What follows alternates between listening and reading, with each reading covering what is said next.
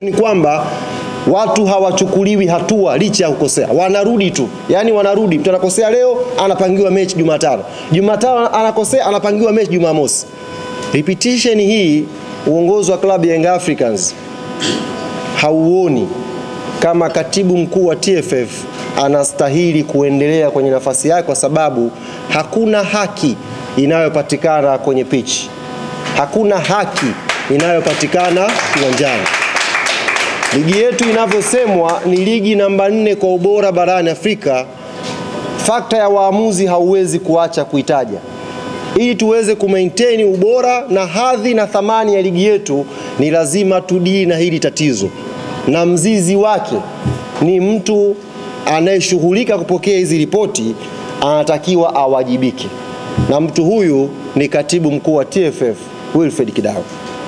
Sasa kwenye barua yetu, haya matatu nilowatajia ndugu zangu waandishi wa habari.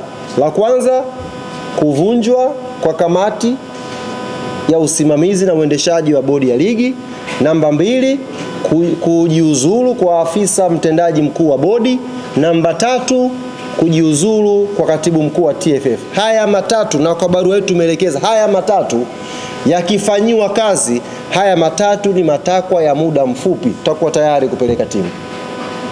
Takwa la 4 tulisema ni uhuru na mageuzi ya kimuundo ya bodi ya ligi. Na barua yetu ilikuwa very clear kwamba hili ni jambo tunalotazamia la muda mrefu. Sio kama mnanielewa vizuri. Hili ni jambo la muda mrefu. Next season huko tunaweza sasa kuanza kufikiria kuwa na bodi huru inayojitegemea, na ndiyo standard za dunia, kuwa na bodi huru inayojitegemea. Niwape mfano ndugu zangu waandishi wa habari. Kwenye press conference hiyo press alofanya CEO wa bodi ya ligi leo, nyie mlikuwa pale, amezungumza na mnaona namna gani bodi ya ligi haina power. Kazungumza, mlikuwa mnasikia namna gani amesema kuna chombo cha juu cha kuahirisha mechi. Namna gani amezungumza kuonyesha bodi ya ligi haina decision zake. Sasa sisi hii tulitoa kama pendekezo ya next season, sio kwenye kusolve issue ya Kariakoo Derby. Ieleweke vizuri na asipotoshe mtu hapa. Maana nimeona CEO wa bodi ya ligi amepiki huo kama mfano, kama mapendekezo ya Yanga ni ya muda mrefu, kwa mfano muundo wa bodi ya ligi. La kuondoka yeye hajasema.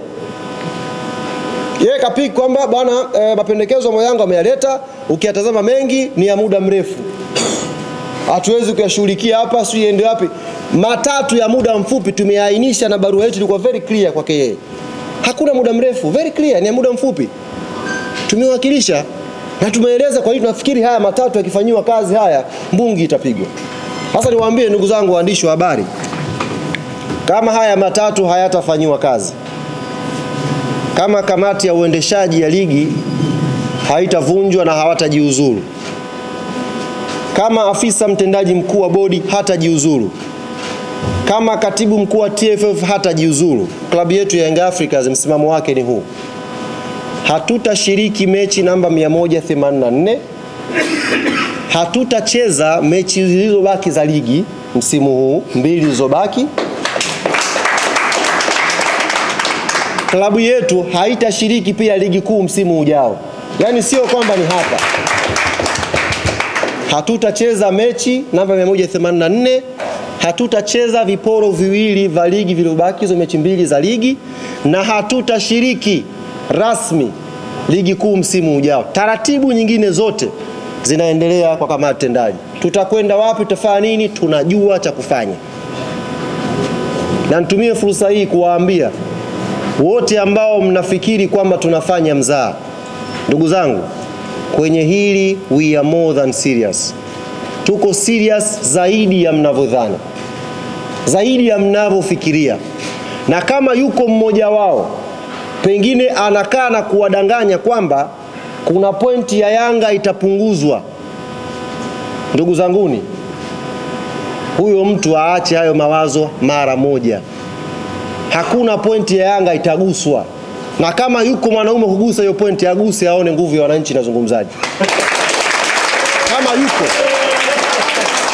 Kama yuko huyo mtu ambaye anawaambia punguzeni pointi hapa, aguse na ajaribu kugusa hata nusu pointi. Hiyo pointi 15 mbali, nusu pointi aguse. Alafu ataiona nguvu ya wananchi inazungumzaje. Hizi pointi 73 ndugu zangu tumezipata kwa jasho sana. Haikuwa rahisi Yanga kuwa kinara wa ligi sasa hivi. Kuna jasho limemwagika. Kuna fedha imetoka hapo. Watu wameingia gharama. Watu wamepata shida, wameacha familia zao kusafiri umbali mrefu kuisupport hii timu. Alafu ukae na tai useme na kata pointi. Jaribu kugusa pointi moja ya Yanga Afrika. Jaribu. Na niongezee hapa. Tuonyeshe kwamba we are very serious kwenye hili. Nimeona leo imetoka taarifa finali ya kombe la shirikisho la CRDB tarehe 28 Zanzibar. Niambie ofisi ya katibu mkuu wa TFF na tuwaambie wenye mashindano haya benki ya CRDB. Klabu ya Yanga haitacheza mchezo huo wa finali kama hatujalipwa pesa yetu ya ubingwa msimu uliopita.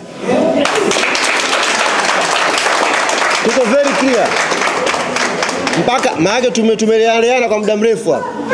Kama hatujalipwa deni letu, haki yetu ya ubingwa ya kombe la shirikisho la CRDB msimu uliopita, Yanga haitacheza hiyo mechi na huko pia hatuchezi.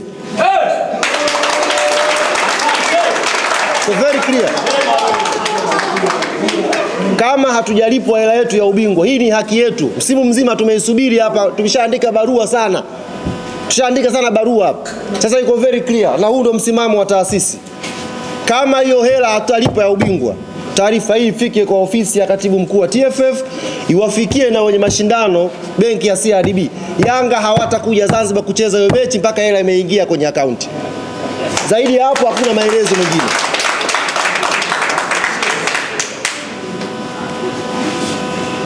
Ndugu zangu wana Yanga duniani kote ambako mnanisikia,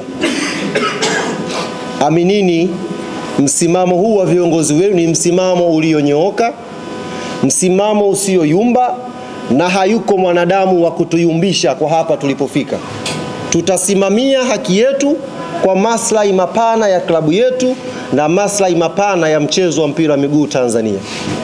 Haki yetu itapatikana. Na wa kuisimamia ni sisi wanayanga wenyewe. Viongozi ambao tumewachagua kuwaweka madarakani ni viongozi ambao wamenyooka na wanasimamia kwenye haki wanayoamini klabu ya Yanga inastahili kuipata. It's not a game, it's a rich thing.